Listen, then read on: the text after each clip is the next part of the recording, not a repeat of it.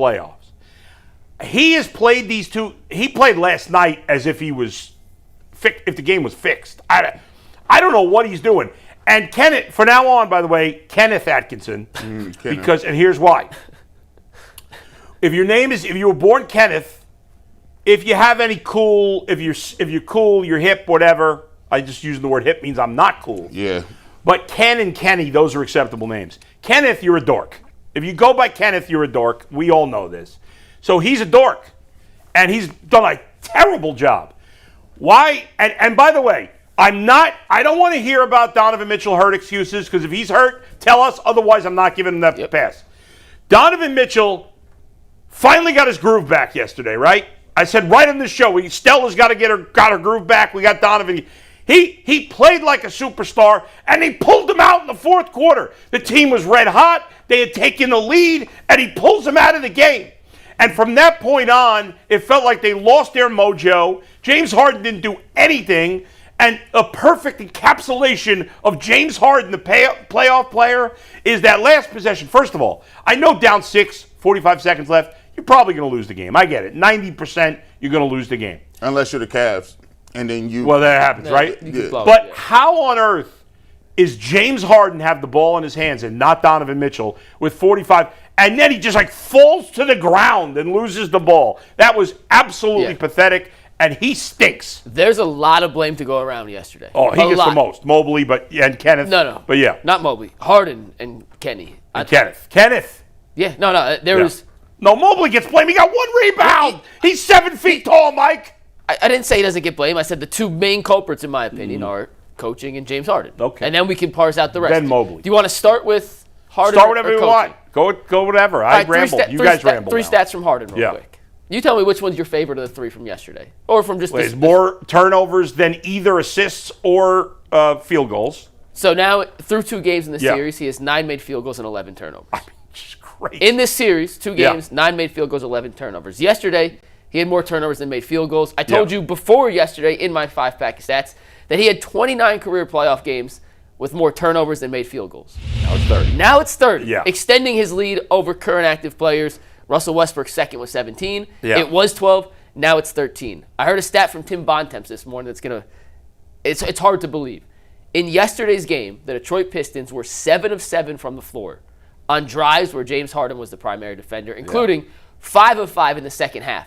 Since they started the player tracking era, it is the first time in playoff history, and this era started in the 2014-2015 season, so over a decade, where a player has allowed at least a perfect field goal percentage on 7 or more attempts defensively in a playoff game. Yeah, he's 7 of 7 on drives against James Harden, 5 of 5 in the second half. When Detroit needed a bucket late, they went to Cade Cunningham. They got the mismatch they wanted with James Harden on a switch, and they attacked it ruthlessly, and the Cavs had essentially no resistance against it. And then on Kenny real quick, and then I'll let G go. Hey, I agree with you. Putting the ball in James' hands on that last possession made no sense. And he was dribbling. There's 45 seconds left. I got nothing to say. Donovan should have cleared out. Instead, Donovan went up. He brought Asar into the play, mucked it up. We can show that later. It doesn't matter. But the idea that they went to James there, I don't get. My biggest gripe with Kenny last night, the whole staff, is they do all this load management in the regular season, right? They give guys days off. They give them less minutes. Even in game 1, they didn't play a ton of minutes. No one played more than 36. And in games like yesterday, in game 2, on the road, in the fourth quarter, you crawl back from another double-digit deficit. Take the lead this time. You take the lead. Yeah. And when the game's over and you look at the box score, Donovan Mitchell played 37 minutes. Crazy. And Evan Mobley played 36 minutes. And Jarrett Allen played 31 minutes. And Allen was good last night. James Harden played 36 minutes. I just wanted to compare that to the Knicks 76ers game 2. No Embiid for the Sixers. Right. On the road, down 1-0, same situation the Cavs were in. Maxey played 47 out of 48 minutes. Paul George played 43 out of 48 minutes. Edgecombe and Oubre all played 40 minutes out of the 48. In those games, like last night, is when you have to rely on your stars to dig deep and find those extra minutes. And the Cavs... Especially Donovan. And in Donovan, by the way, plus minus a 0 yesterday. In the 11 minutes he was not on the court, the Cavs got outscored by 10. That's when they got killed. It wasn't when Donovan was on. It was in Yeah. the lineups when Donovan was off, mainly because James Harden was so bad last night, and he was Yeah. the focal point of the offense. And I know, G, we're going to dive more into James Yeah. in a sec. Why isn't Donovan Mitchell playing 43, Ridiculous. 44, 42 minutes? I don't get it. Taking him out in the fourth quarter period is You crazy. save up for these moments. That's right. You put all the money away so you can buy a big investment, right? You Yeah. save your 401k so when you retire, you have that money on the back end. You sit Donovan Mitchell in the regular season and certain nights of back-to-backs. You don't play him over exuberant amount of minutes in the regular season. So in a Yeah. game like this, when you need Donovan, And he's finally playing great. when you need Donovan to play 43 Yeah. minutes, he's capable of it. That's my biggest gripe with Kenny Yeah, last yeah. night. G, the floor is yours. Go ahead. Yeah, I think Kenny Atkinson flat out is just not. He's not built for that. He's not built for the playoffs. Take a look at what he's done so far, and the thing that gets me is I looked at what he said in one of the interviews, and he talked about what he wanted to do and have a collaborative effort. He sits before the game, he asks Donovan and he asks James, and they go over the film and what do you guys want to run, and that's all great.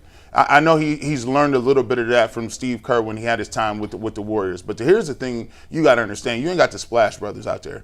And you ain't got Steph, and you ain't got bus drivers, and you ain't got Draymond Green, who's an enforcer on his own. You don't have those guys. You can't be deferring to guys who in the playoffs who have never done it. You sleepwalk through the first quarter every single game. You sleepwalk through it. And I don't understand why you feel like the points at the end of the game matter more than the points at the beginning that you throw away. We talked about the energy and the effort and the intensity. And what did we see? They walked right into this game and 3 or 4 turnovers in a row. The James Harden stuff is infuriating. The lack of care for the ball, the laziness in the passes, the dribbling in one spot like this is some one my mixtape. God. The dribbling and hesitating and stepping back, and the crazy part about it is he's doing all this and he's not getting past nobody. Duncan Robinson is locking you up. We're not even going to talk about last series. You're getting locked up by whoever. Tobias Harris don't really care about it. Cade Cunningham is shadowing you. Asar Thompson is begging you to try and take it. It's crazy because it's like you're doing, and then you're throwing lazy passes. You're dribbling the ball off of your ankles. The second thing is this. The alarming part is your 2 guards can't get past anybody. Nope. Even Donovan Mitchell, we'll talk about, is he hurt, whatever. Even Donovan Mitchell is not able to get all the way to the rim.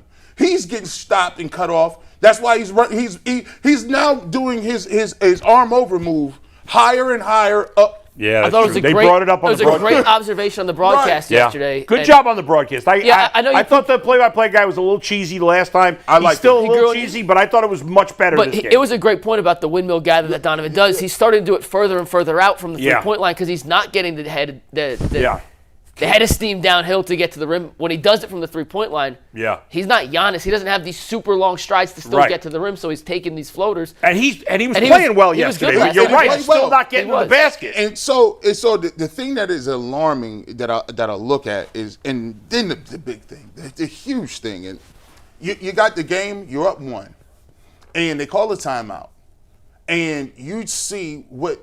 Shout out to JB. I was out. Listen. I was killing JB. Yeah. Let me just tell you something.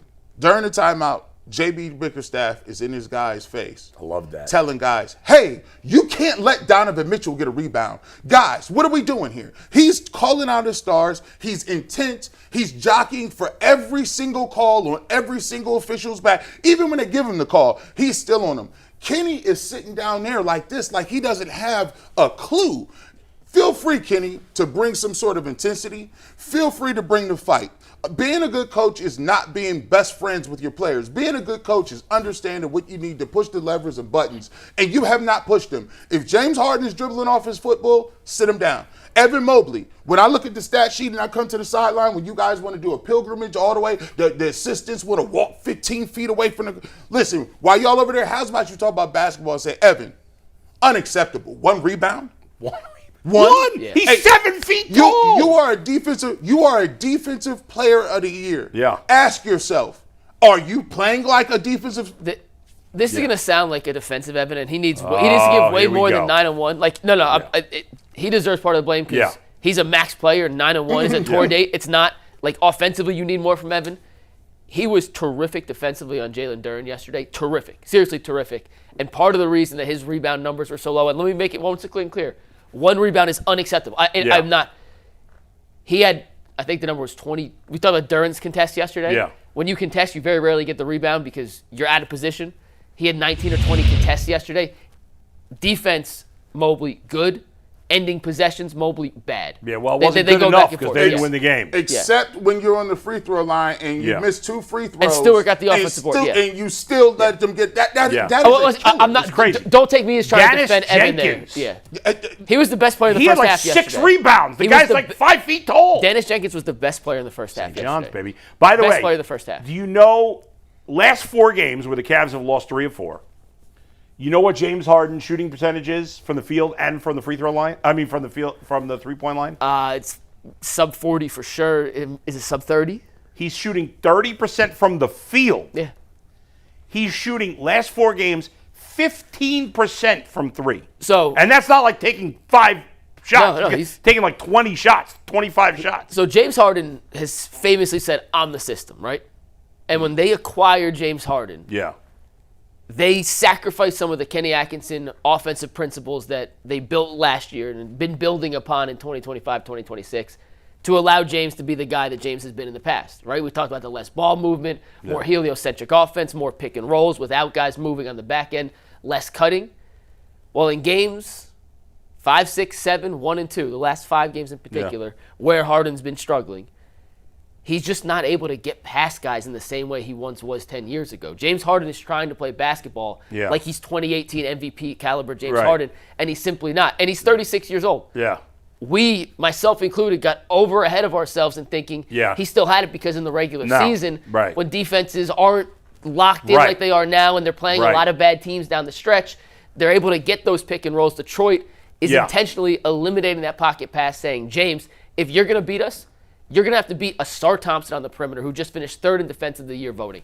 Toronto said, you're going to have to get past Scotty Barnes, who's bigger, more athletic, stronger than you at this point. And at this point of his career, he simply cannot at all get past those guys. G is right, though. It's not just the top defenders. He can't get by anybody. No, that's what I'm saying. Like, he is. We are expecting him to do something. I don't believe 2026 James Harden is physically capable of doing consistently. I think if you watch those plays, like pull up the Harden highlights. Let him run while G's talking. So if you watch those plays, James Harden is doing something that high school coaches would tell you.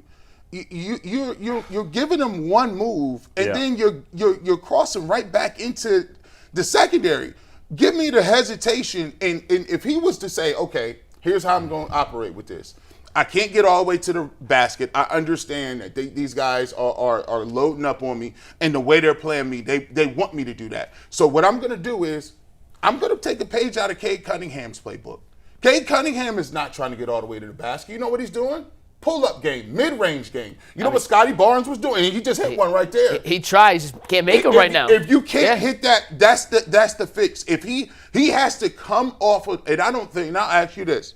I do not think James Harden is coming off these screens and he's looking to be uber aggressive. No. Whether that is a elbow shot, whether that's the mid-range, whether that's the step back.